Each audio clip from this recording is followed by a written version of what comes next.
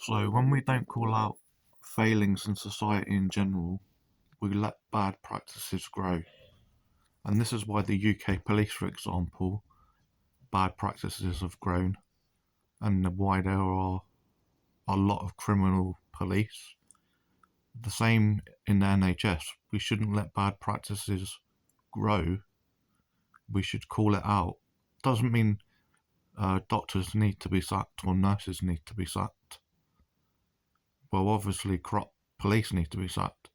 Yeah, if a doctor makes a mistake or a nurse makes a mistake, or they make a bad judgment, or they're stigmatizing, or they can't be bothered to read your notes, or they won't consult with the actual specialist in their expertise, or they won't refer to a colleague and say, well, look, I don't know this patient. We, as a practice, haven't seen this patient face to face or at all in 2 to 3 years. And doctors and doctors' surgeries and NHS England and NHS UK reviews should allow honest reviews, even if a formal complaint is being made. Because if a doctor makes an error, a misjudgment, I personally don't want them sacked. I just want them to look at it, learn from it, make a case why they did what they did, and maybe not be so arrogant or incompetent or make assumptions because someone hasn't washed in like 30 days, or we look at BPD straight away and go, well, let's look at BPD. I'll do a quick Google of that. Oh, they have an addictive personality, they're drug addicts, they're reckless drivers, they're this, that, and that. You do realise that mental health sufferers like me can have more than one thing, so that means I'm not automatically that borderline personality trait, and I can also have this thing called a physical disability with chronic pain, with 20 to 21 years historical history of this. And to make an assumption and take someone, like even the psychiatric nurse in the hospital in Bedford on the 17th of February said, let's presume the doctor was right and you were a drug addict. You don't go from 224 to 0 like that. You literally would still taper them down while getting an opinion from psychiatry and pain management. So, and he was shocked that the MSK Circle Bedford here don't do yearly drug reviews. In London, between 2009 to 2017, you have a yearly drug review because you do need your pain patch upped.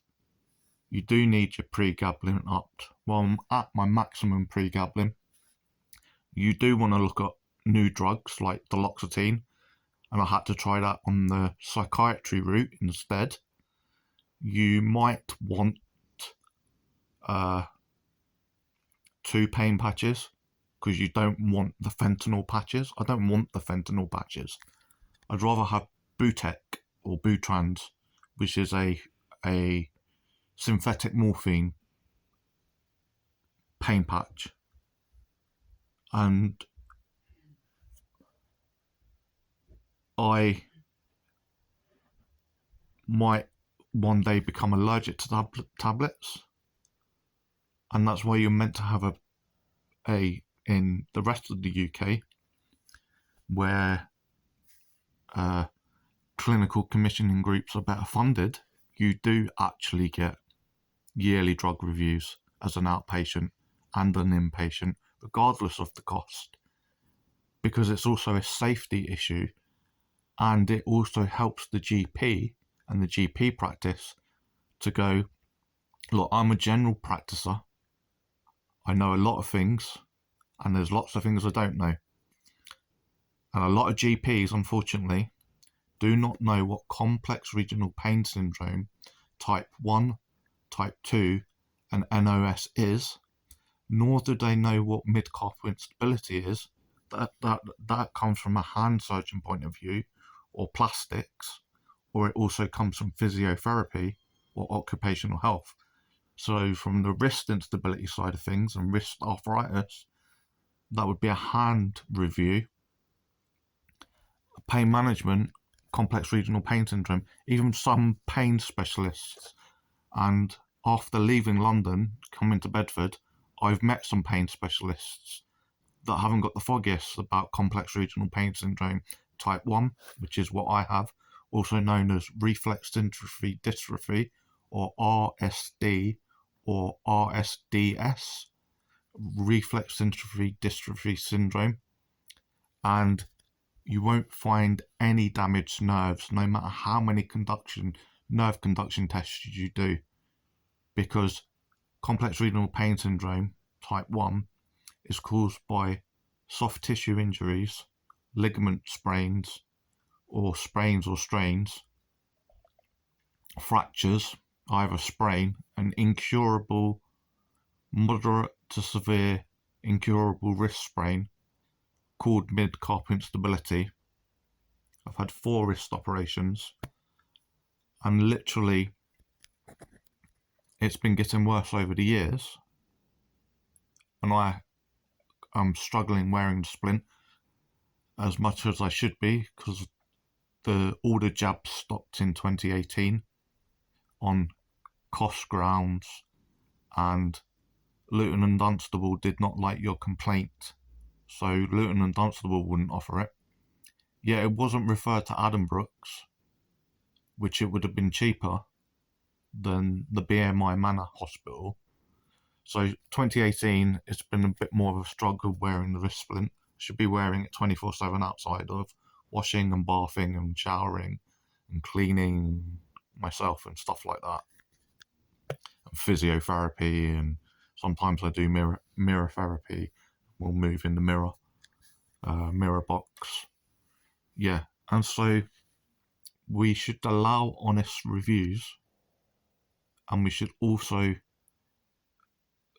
be going, well, if we haven't seen a patient for 2 to 3 years at a GP level, his main GP has left.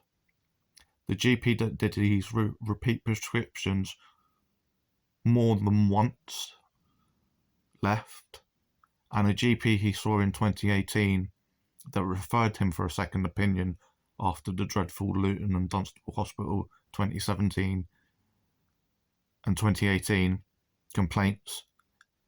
That doctor also left that referred me to MSK Circle in 2018.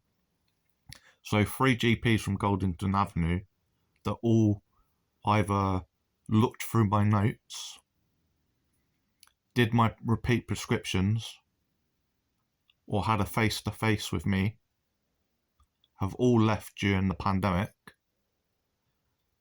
And if you're going to ignore Florence Ball House letters, I don't know how many times they said it, because I haven't actually asked for my notes, and I can't find the original letters. Yeah, I do know I changed my mind pretty quickly after going to Addenbrooke's. I wasn't mentally ready for neuromodulation. In January 2020, I was offered it. I didn't know what it was. It actually just means a spinal cord stimulator implant, and they do testing and temporary pacing wires in the spine up to the neck. Built-in pack is put in a fanny pack. And then when it's permanent, the battery pack is either put in your bum cheeks or is put somewhere further down above the belly fat of the back of your back. And then you can turn it on and send electricity down to the left arm and the whole left shoulder. And so when I was offered being referred to Adam Brooks in October 2019, I didn't know what neuromodulation meant. I have been offered spinal cord implants before in March 2009. It's not in my notes, but it was verbally spoken about, and we probably spoke about it again. It was definitely spoken about with the other MSK Circle guy in 2018, and again, it isn't in my notes. So it's in my notes as 2019, and I wasn't ready for it in January 2020 at Adam Brooks. So I said no, but I changed my mind pretty quickly. Either 6 months, 8 months, or 12 months after January 2020. And of course, lockdowns happened, and it wouldn't have happened anyway. Yet, because I couldn't get GP appointments because they've got this weird system, and they said I couldn't go and book these appointments face to face. So for 3 years, I was told to phone up between 7 a.m. to 8:59 seconds and hold. And they would either tell me whether I could have an appointment that day or later in the week, or you'd have to do it again Monday to Friday between those times. So I also asked Florence Bullhouse, consultant psychiatrist, saying, look, I don't really need to see the GP face to face to actually for them to just send an email or however they do it to just say, Scott wants to be seen at MSK Circle again to talk about Adam Brooks referrals, some local treatments that was sent to Bedford in 2019 either got rejected or ignored by MSK Circle or Goldington or both. Personally, I didn't understand why half of it was being sent to Bedford locally and another half was being sent to Adam Brooks. Because you want all the pain treatment together, one hospital, one team, a hospital that know each other.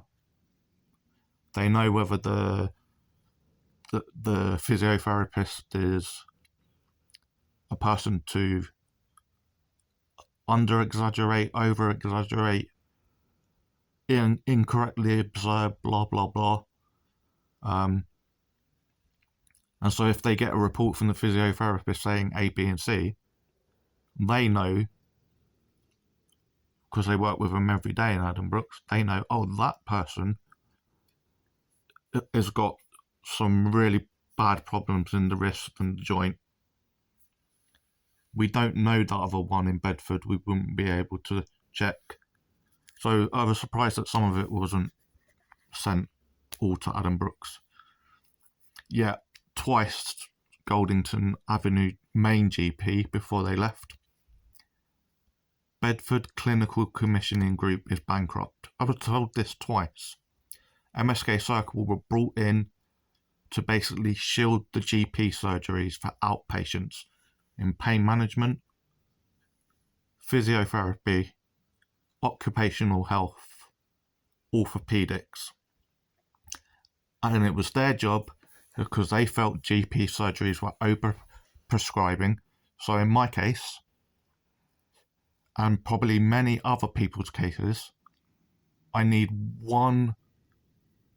5 to 25 years estimation into the future of a long-term plan for my wrist.